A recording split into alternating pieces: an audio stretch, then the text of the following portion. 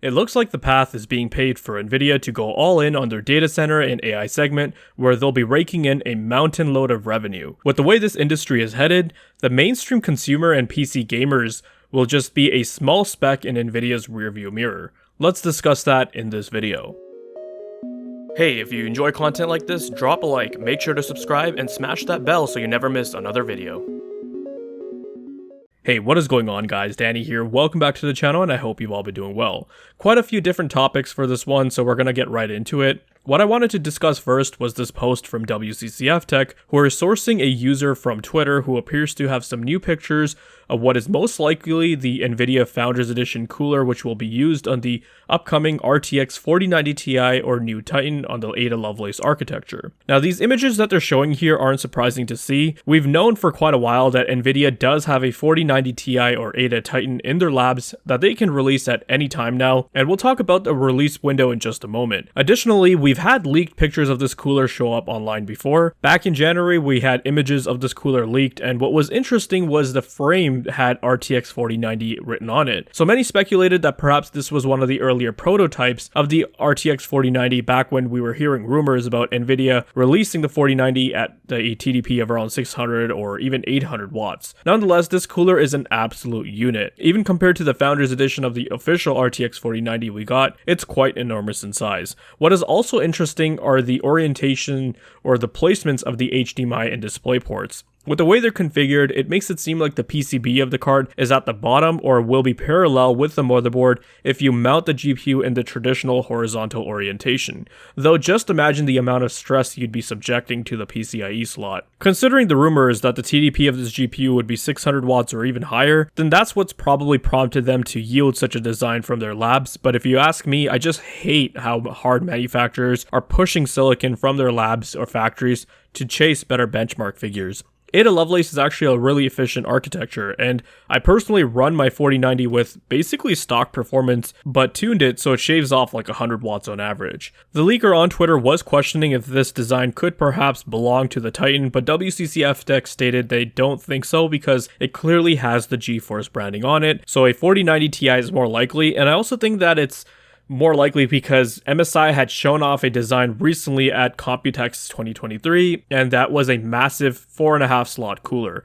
Now, we've seen some large 4090 designs before, but unless the GPU out of the box is configured with a high power limit to hit 600 watts, a cooler like this definitely isn't necessary for a 4090. Circling back to the release date, I presume we'll see a 4090 be launched at the end of the summer, but I just feel like Nvidia is in no rush at all since they're not really focused on the general consumer side of business, and the low demand of gaming GPUs, the lack of competition hardly warrants them to do so. If they do release it, they'll probably produce a very small volume of cards and they'll price it at around $2,500. They know that the absolute diehard Nvidia fanboy, or those who are after the very best and money isn't a problem for them, will be the ones who will buy the card. The market is just really stagnant right now, unlike last gen where AMD's RX 6900 XT traded blows with the 3090. They had the 6950 XT, which also went up against the 3090 Ti. This time, AMD doesn't have a card that performs as well as the 4090, and they most certainly won't have anything that competes with the 4090 Ti. Moving on, and speaking of the consumer side of business, I wanted to talk about this article that was also posted by WCCF Tech because I think it paints a vivid picture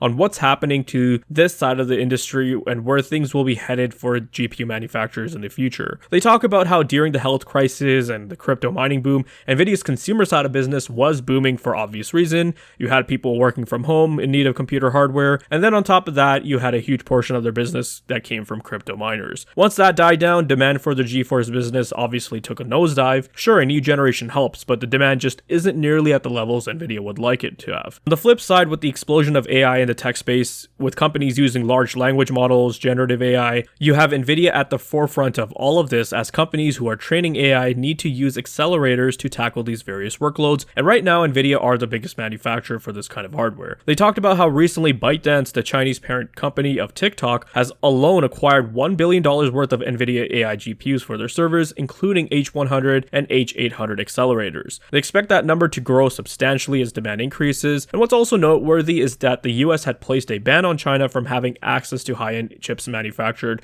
by American tech companies, and the deadline for this is January 2024. Therefore, they're going to have many Chinese tech companies that will be placing orders to attain these AI GPUs, like the A100 and H100 from Nvidia, and they expect orders to continue to pile up as we approach that deadline. So just think about this, considering these GPUs alone can cost around $35K or more, and you have one company alone placing an order for that much volume, obviously Nvidia is going to be prioritizing this side of the business. And if demand does increase like they are projecting it to, I can foresee their mainstream consumer segment just getting overall worse, not just when it comes to prices, but performance advancements. They simply just don't care at this point, trying to sell a bunch of gamers a $300 GPU for their gaming needs as opposed to a large client buying $35K GPUs for AI acceleration. It's just a no-brainer. Now, these chips are massive, so they're not able to produce them to a scale like they would with mobile chips or smaller GPUs like a 3060, unless Nvidia starts to limit supply for mainstream cards and switches over assembly in favor of data center GPUs, then that's a different story. Adding on to this, Video Cards recently posted on their site how Nvidia could be adding more variants of the H100 data center GPU, one with 96GB of VRAM and another one with 64GB of VRAM. The H100 came out last year, so it'll be interesting for them to roll out newer models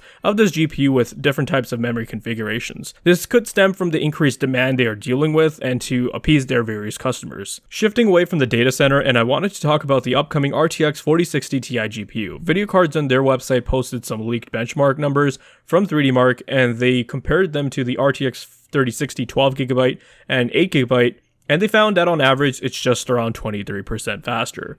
Nothing spectacular here, it's basically in line with where we had expected it would land. It's sad because despite the performance increase, it's still not faster than an RTX 3060 Ti, which is a last gen model. I mean, sure, there is some progress when compared to the 4060 Ti, as that GPU wasn't even faster than the 3060 Ti, but it's still garbage nonetheless. What we're looking at here are basically the 4050 and 4050 Ti being disguised as higher tiered cards and selling for way more than they should. Video Cards also shared some listing of some AIB versions of the 4060. These are some custom MSI models that were spotted on newegg.com, and from the looks of it, only one card is going to be sold at MSRP. However, despite all that, I still believe this card is going to sell decently, because when you look at alternatives for what most people want to buy, there's not a lot. Like, for someone in that $300 segment, what I would recommend is that you're better off trying to find a used 2080 Ti, which would outperform the 4060 and 4060 Ti, but I know most people don't want to go used. The second alternative is to buy AMD. You'll get much better performance from a 6750 XT, and it won't be that much more. But because Nvidia's mindshare, and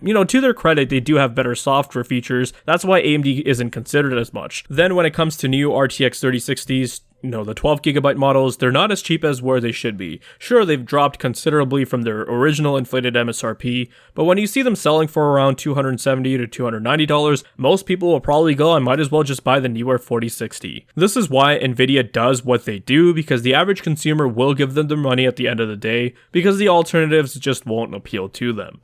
But I'll be interested in seeing how this card is reviewed. I know there were some early tests done by some reviewers, but those were Nvidia controlled content, so I didn't really care too much for it. Anyways guys, that will do it for this one. We'll touch base in the next video. If you guys found this video to be informative and entertaining, then leave a like. Let me know your thoughts and comments down below. Be sure to check out the video description for cool links and ways to support the channel, such as using my Amazon affiliate link. And if you're interested in seeing more content like this, then consider subscribing. I'd greatly appreciate it. Thank you guys so much for watching, take care, and I'll see you in the next one.